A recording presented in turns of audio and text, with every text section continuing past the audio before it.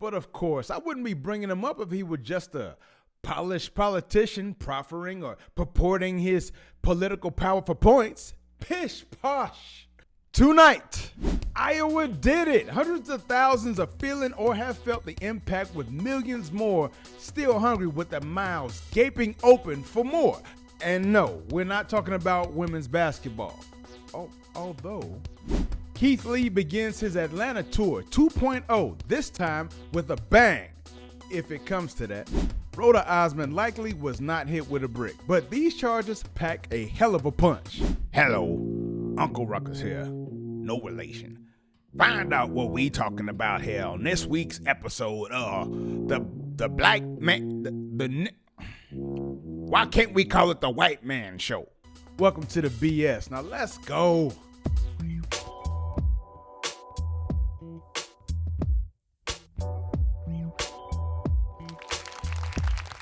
What is good? What is good? Ladies and gentlemen, I am Blackman, and this is the Blackman Show, a place where we can dissect the news with a little bit of 7 cents. So hit that like button and show YouTube that everybody should get a little bit of this black man. But with that said, let's get it. So first things first, how was your Easter, if you celebrate? Did you do anything new? Hear a good word? Decide to shoot up a Sunday brunch just because somebody looked at you wrong? Well, if so, then you're in horrible company with the likes of Anton Rucker, man on the run who's also armed and dangerous. That's right, just this Sunday at Nashville, Tennessee restaurant Roasted, Anton decided to start shooting. While investigators don't know the reason behind the crime, you tell me, what sort of ish could you be going through to shoot up a restaurant on any day, let alone the Lord's Day?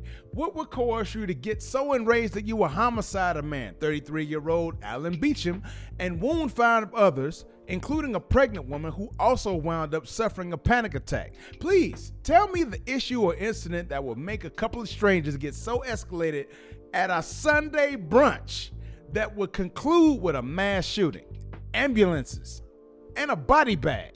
Please hit my comment section and let me know. While the man is currently on the run, police have already done their duty of vilification, telling his extensive rap sheet, which includes multiple convictions for attempted homicide, aggravated assault, evading police, no fucking duh, aggravated kidnapping, aggravated robbery, selling drugs, and interference with a 911 call. But of course, that wasn't enough, right, Anton? You had to actually catch that body, right? So is your N-word bingo card filled out yet? I mean, I don't know. I guess he still got time to flip somebody's tax return money. The Tennessee Bureau of Investigations is looking out for the man and is offering a $2,500 reward for any info leading to his arrest. Now, I don't know. You may have to incentivize somebody to do that, especially considering the extensiveness of his background. You dig what I'm saying? But if you do, kind citizen, you can contact the TBI or the Metropolitan Nashville Police Department. Now, the first thing that came to my mind when I heard this story was a quote that says something along the lines like, "Fear will make you do stupid things, and stupid things will get you killed." Now, with a man that's now on the run, afraid to face the consequences of his actions, I'm hopeful that this guy gets caught before he does something else stupid. My thoughts and well wishes go out to the families affected, especially the deceased victim, Mr. Alan Beecham. Yo, so have you heard about what Iowa did? Bruh, they straight up killed. Oh wait, you thought I was talking about the ladies of NCAA's Iowa Hawkeyes and their victory over LSU's Lady Tigers? Not just yet, not just yet. Right now, I just thought I'd bring up something that affects more than just the sports bettors. They killed all the fish. Now, I get it. You're probably not the outdoorsman type, right? But my father-in-law is, right? And so are his people. and I'm learning to be one, you dig? So here's what happened for those of us that are concerned. Now, back in mid-March, new cooperative's valve on a storage tank was left open over the weekend. Now, this valve just happened to be the gateway between the nearby Nashnabotna River and over 200,000 gallons of liquid nitrogen fertilizer. Now, the fertilizer ended up flowing into a drainage ditch and then into the East Nishnabotna River, right? Which eventually hit the Missouri River. See, now it's starting to make sense, right? So once this spill hit Missouri, almost immediately it wiped out almost all aquatic life within a 60-mile stretch affected by both states. Now, when I say almost all, I'm only talking about close to 800,000 fish dead. Is dead.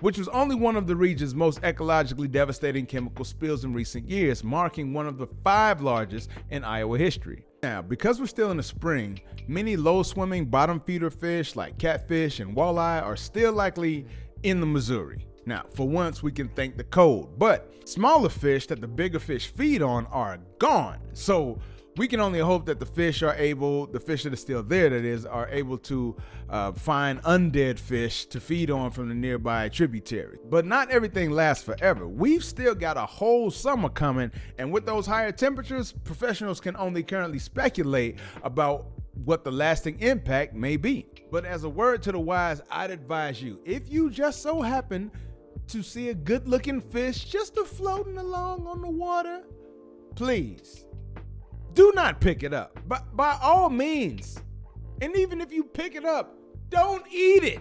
While it's not definite, professionals speculate it could potentially take decades for the ecosystem to recover. And what's new cooperative's penalty for a 60-minute spill, killing over 750,000 fish and potentially harming millions more over 2 states? Well, previous incidents have resulted in all of $10,000 in fines and fish restitutions to the millions of fish families affected, one assumes. Now, $10,000 is actually the maximum enforceable penalty that the Department of Natural Resources can levy.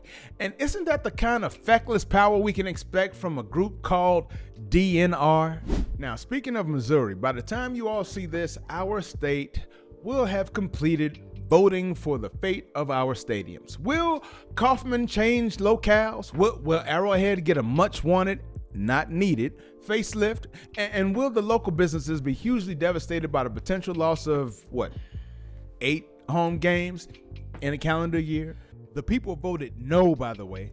Well, related to the Chiefs, we have one Rashee Rice, Kansas City Chieftain, Super Bowl winner, and seemingly the only man not named Kelsey who could catch the ball this entire season. Well, the man has made some significant news over the past couple of days. Perhaps you've heard it. Apparently, the Chiefs wideout was involved in a chain reaction crash in Dallas. You guys all right? Yeah. Gotta get in there, bro. Good. You guys just gonna leave it?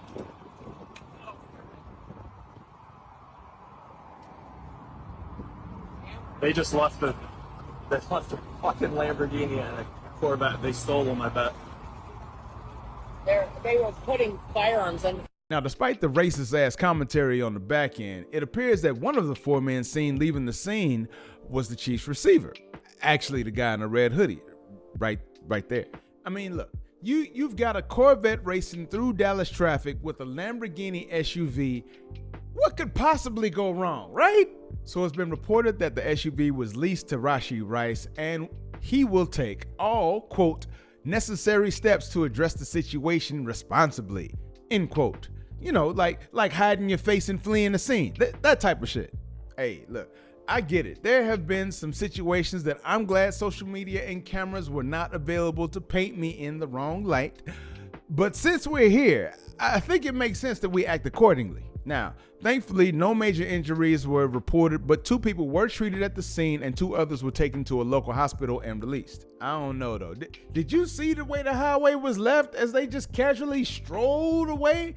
I, for one, am hopeful that this is not any indication of things to come with what we've already seen with the likes of Henry Ruggs. And if you don't know who he is, please look him up. But while the Chiefs are a soft landing spot for some great players with a red flag or 2, they're also pretty good at, letting you go before you make another bad move. Ain't that right, Tyreek?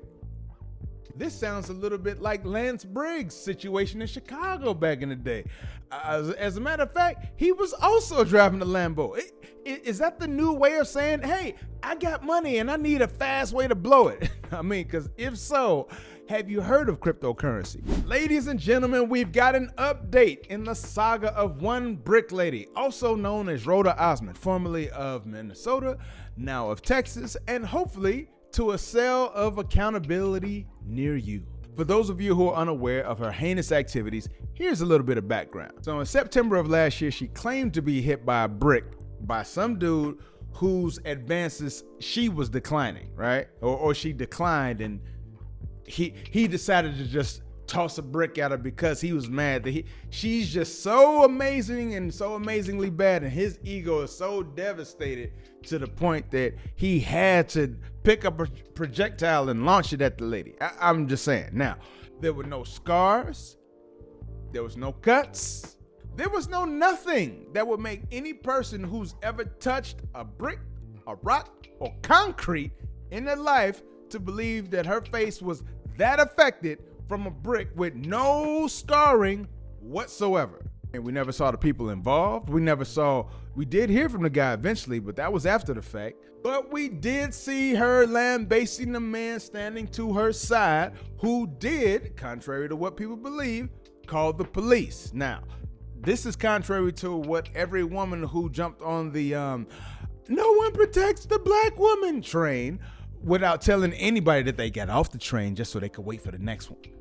Now, the guy who did the assaulting did come forward and say, along with other witnesses, that she was the aggressor. It had nothing to do with his advances, but he did hit her with a water bottle. And you can make of that what you will. What could coerce me to such a level where I take a water bottle and throw it at somebody, hit him in the face with it? You had to do a whole lot. I'll just say that. You don't try it. Please don't try it. But you probably have to do a lot. Now, if random water bottles are just nearby and it's on, hey, that's just the way it go. That's just the way it's gonna go. Now, immediately after that, she or somebody close to her started a GoFundMe account, which raked in a quick $40,000 for it. However, inconsistencies in her story made people think otherwise. Namely, the Houston PD, and the amazing work done by the Queen of Accountability, Miss Daphne, on Twitter. Find her under Celebrity. That's I'll just put it down here. Anyway, all of that led the crowdfunding site to stop the fund collection and refunding the monies back to the donors. Now, in January, because of her improprieties, she was charged with felony theft by deception and failed to surrender to authorities as expected. Once she finally did so, after her Jamaica getaway, of course, she had an arraignment in March, which I believe she missed. I didn't see any reports to say she went to it. But then weeks after that, well, I'll let the Queen of Accountability tell you. On March 22nd, 2024, a felony indictment was entered against Rhoda Osmond. To secure an indictment, the prosecuting attorney convinced at least 9 of the 12 grand jurors of his or her argument. In the Texas criminal system, generally only felonies are indicted. This means that her felony criminal case is now moving towards trial. In other words, it has been formally filed in felony court. When Rhoda Osmond attends her arraignment hearing on April 5th, 2024, a pretrial date will be set. If the case is not resolved during the pretrial period, a trial date will be set. Rhoda could be facing 2 to 10 years in jail if found guilty. Her priors will come into play. Accountability. While this doesn't mean anything in terms of an actual penalty, we can only hope that this will lead to more situations where the actual evidence is viewed at least in concert with the story being told, regardless of the genders involved. That'll help keep us from blaming the wrong people, right?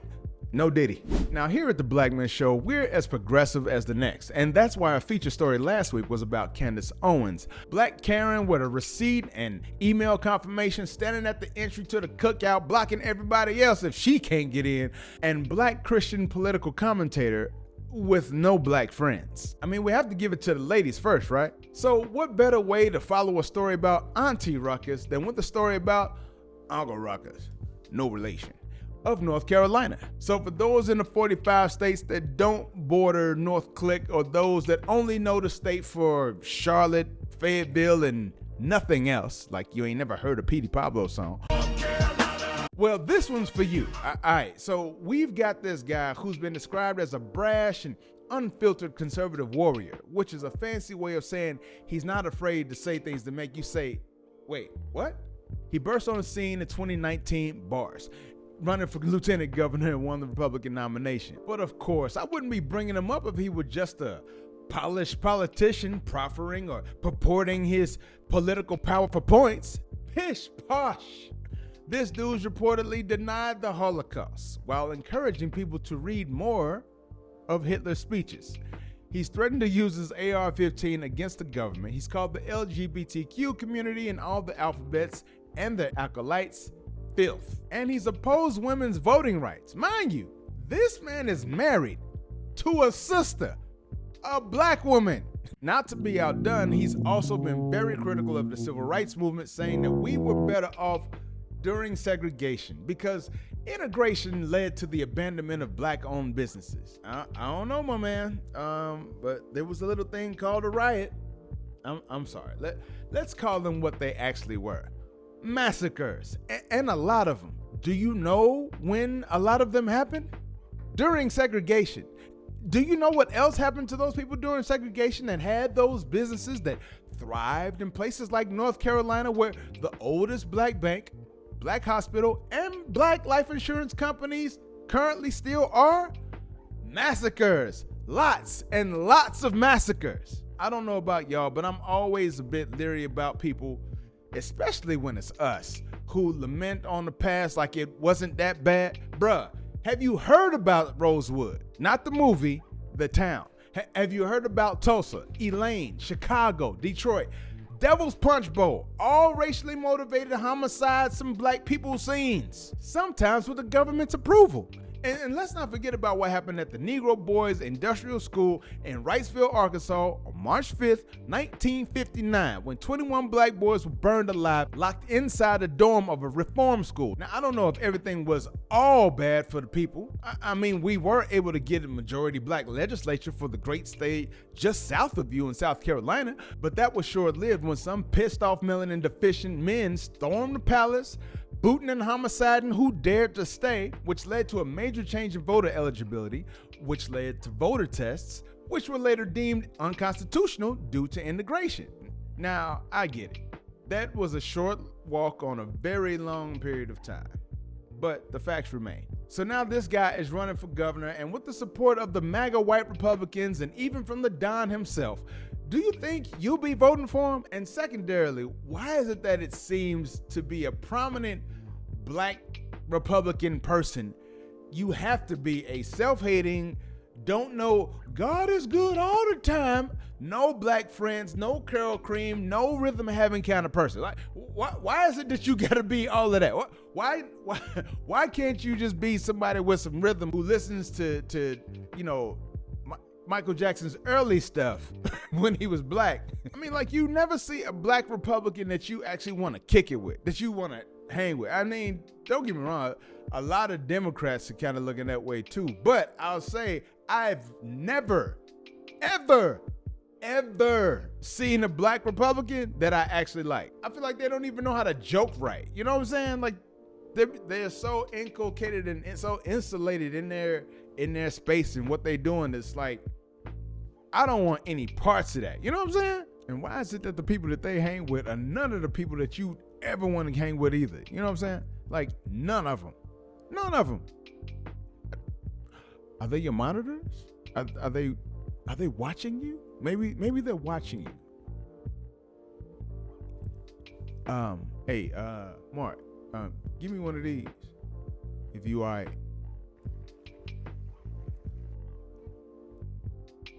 And I mean this of the respectable ones. I mean, because, you know, if you're like Anton from earlier, well, I know you probably logged off this story as soon as I said the word politics. But with that little tidbit, and trust, there's a lot of tidbits out there you can check out.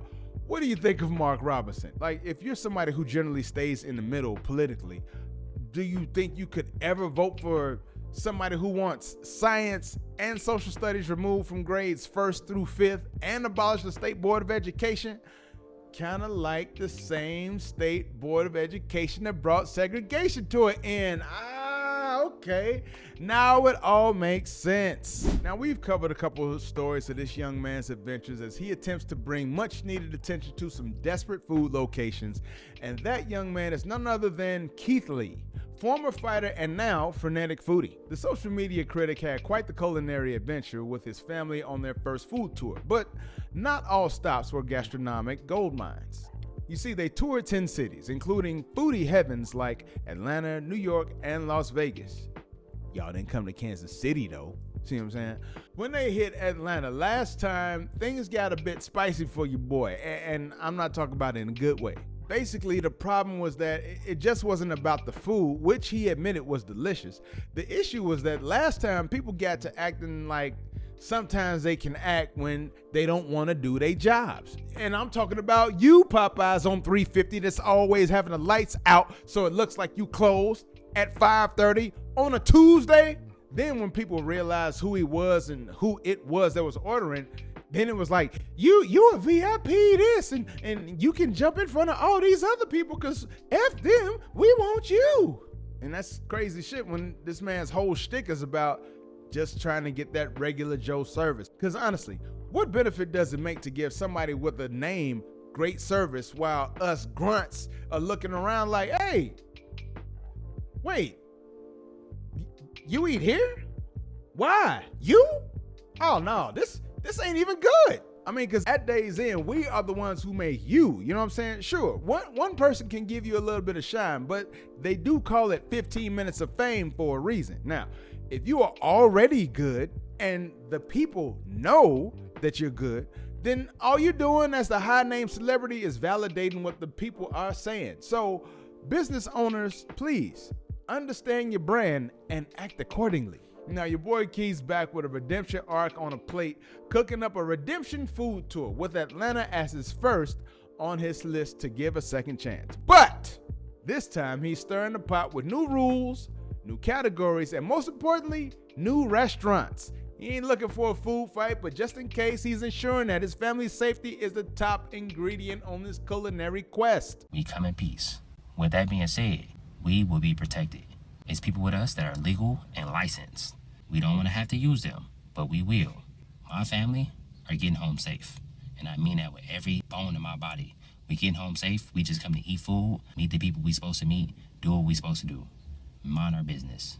Nothing else, nothing more. As he gears up to take a bite out of Atlanta's food scene once more, the question is, will the ATL rise to the occasion and spice up their standing on Keith's list? Will somebody get a knuckle sandwich when all they wanted was wings? Time will only tell. Now, if you have heard of a thing called March Madness, then I don't need to give you an explanation, and I'm not going to for the people who haven't. Thank you. That being said, I'd like to let you know we are in the heat of it right now. I mean, we just had a rematch of the 2023 Women's NCAA Tournament Championship. Last night, Caitlin Clark and her Iowa Hawkeyes faced off against LSU, the reigning champs. And with a performance that includes 41 points, 12 assists, and 7 rebounds, your girl Caitlin was out for blood. And let's talk about LSU's Angel Reese. She had a double-double with a side of drama with the ankle injury issues earlier in the year, which had many people feeling like she was feeling herself a bit too much from their last victory, adding 17 points and 20 rebounds in this rematch. I mean, everyone should have been concerned for LSU when they lost their first game of the season. I know it was against a ranked Colorado, but still. The first game. Bruh. Then they should have been more concerned when Reese didn't play for like 5 games. And then when the losses started to pile up in January, it just wasn't looking good for Team Tiger. Lady Tiger. Apologies. I mean, last year, your girl Angel was waving her hand in Clark's face like John Cena, but this year, it looks like the only person who couldn't be seen was Miss Clark as she zoomed her squad past them to the Final Four. I'm just saying, she was like, hey, we ain't even worried about that this year. Hands, I got some hands for you. Get these. Now, Clark and the Iowa squad have their collective sights set on UConn in the national semifinals in Cleveland? Well, still, either way, I wish them good luck. What do you think of the outcome of the game between the former finalists? Do you think hubris hit the head of the heavily hailed heroes, or did Caitlin Clark's colossal scoring create a chasm too cavernous for competitors to catch up?